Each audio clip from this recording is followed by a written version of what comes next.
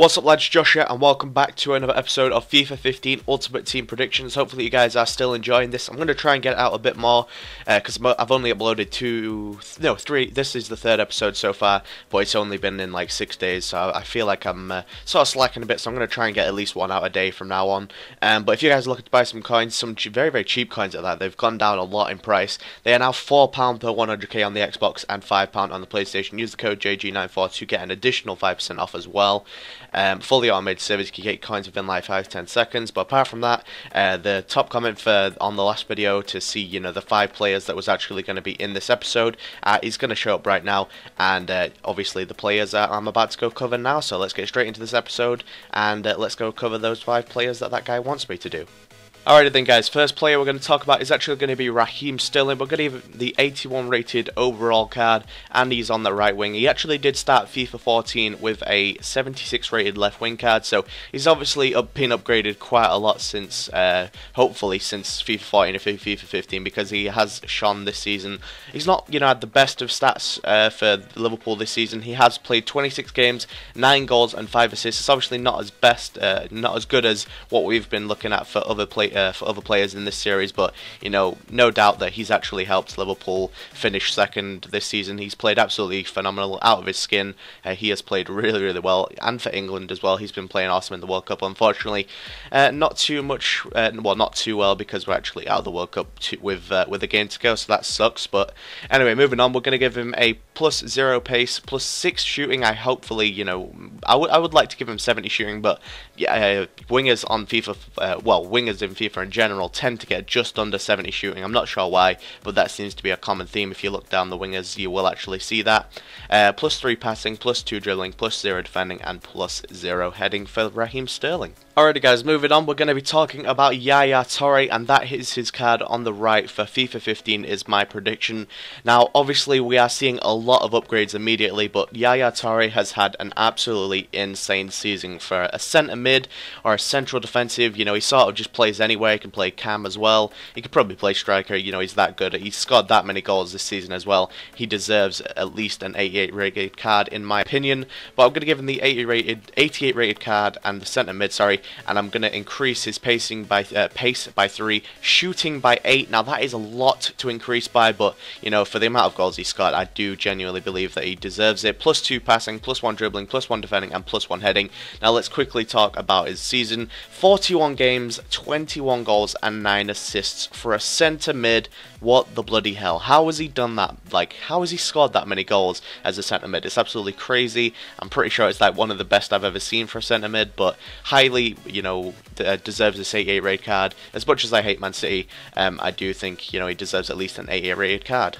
Moving on to the next player, guys, we're actually going to talk about Ramsey. We are going to cover him next, and he would look like an absolutely phenomenal card on FIFA 15. Now, I think he started FIFA 14 on a 77 rated centre mid, so when you look at it, this is actually a 7 rating increase from 1 year. That is absolutely crazy, and I do believe he deserves it at least. I was asking you guys on Twitter, for pretty much all of his stats and all of his ratings and stuff, and you guys pretty much agreed.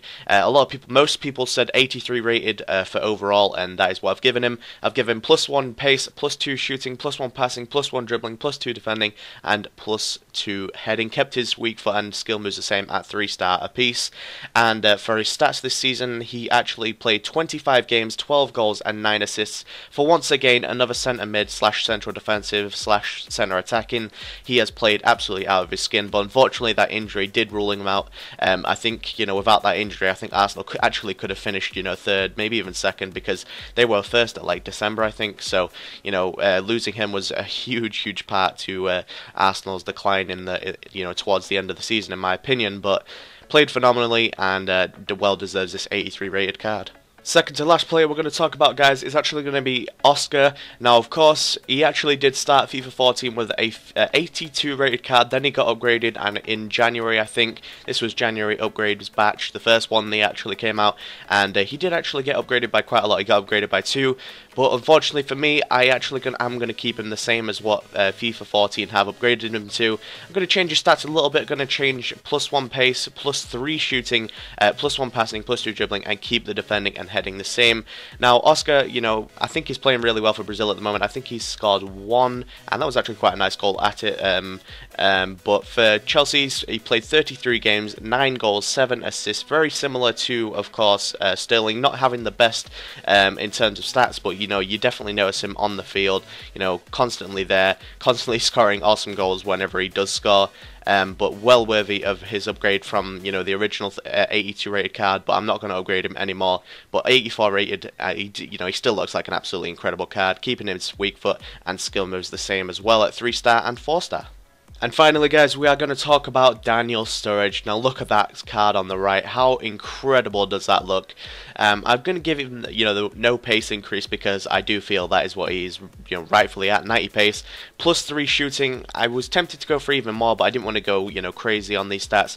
+3 passing, +1 dribbling, +0 defending, and +1 heading. Now, I actually think he started off FIFA 14 with an 80 rated card, so, you know, giving him pretty much 4 overalls increase in 1 year is actually phenomenal. I've actually increased his weak foot to 4-star as well. I think it was 3-star on FIFA 14, so I do think he deserves that at least 4-star skill moves I've kept the same, and he just looks like an incredible card. For this season, he played 26 games, 21 goals, and 7 assists. Him and Luis Suarez was absolutely banging them in every single week. That's all you would see on Sky Sports News. Sturridge and Suarez scoring pretty much every single game. But absolutely phenomenal card. Would look, you know, crazy. You know, I think this would be like one of the most OP cards again, because he is pretty good on FIFA 14, and I can imagine he would be godly on FIFA 15 as well. Anyways, guys, that has been the end of the episode. Thank you guys for watching FIFA 15 Ultimate Team Predictions Episode 3. You guys, you know, seem to be really enjoying this series, so I'm going to keep going. But basically, what you got to do is just comment down below 5 players that you would like me to predict next, and hopefully you can star in the next episode, like the guy in this episode did. But apart from that, guys, thank you guys for watching. If you did enjoy it, leave a like, rate, and subscribe to my channel if you're new around here. Follow me on Twitter at @JackRaymond84. And apart from that, guys, I'll see you guys soon.